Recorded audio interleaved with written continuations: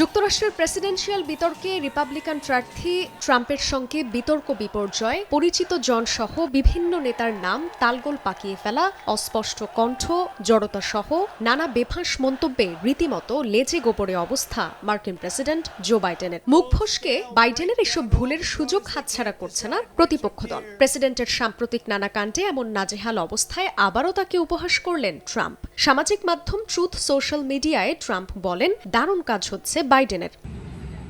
এমনকি শুধু প্রতিদ্বন্দ্বী প্রার্থী নয়, নির্বাচনী লড়াইয়ে মানসিক ও শারীরিক সক্ষমতা বাইডেনের আছে কিনা এ নিয়ে নিজ দল ডেমোক্রেটিক শিবিরে চলছে উদ্বেগ উৎকণ্ঠা। দলের প্রভাবশালী নেতারা প্রকাশ্যেই বলছেন, ভোটের মাঠ থেকে বাইডেন যেন সরে দাঁড়ান। এখন পর্যন্ত ডেমোক্রেটিক পার্টির অন্তত ১৯ আইন প্রণেতা এই বর্ষিয়ান রাজনীতিবিদকে নির্বাচন থেকে সরে দাঁড়ানোর আহ্বান জানিয়েছেন।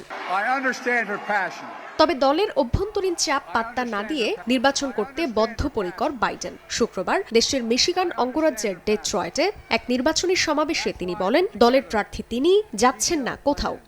অর্ধেক পাউডারে দ্বিগুণ উজ্জ্বলতা, নতুন রিন অ্যাডভান্সড অর্ধেক পাউডারে দ্বিগুণ উজ্জ্বলতা। I am running and we're going to win. I'm not going to change that. বক্তব্যে ট্রাম্পকে মার্কিনদের জন্য হুমকি হিসেবে দাবি করেন Biden. Trump is a threat to this nation. এ সময় উপস্থিত সমর্থকদের ভোট দিয়ে আবারও তাকে পুনর্নির্বাচিত করার আহ্বান জানান। But the Palestinians have accepted. জান্নাতুল সাদিয়া, সময় সংবাদ।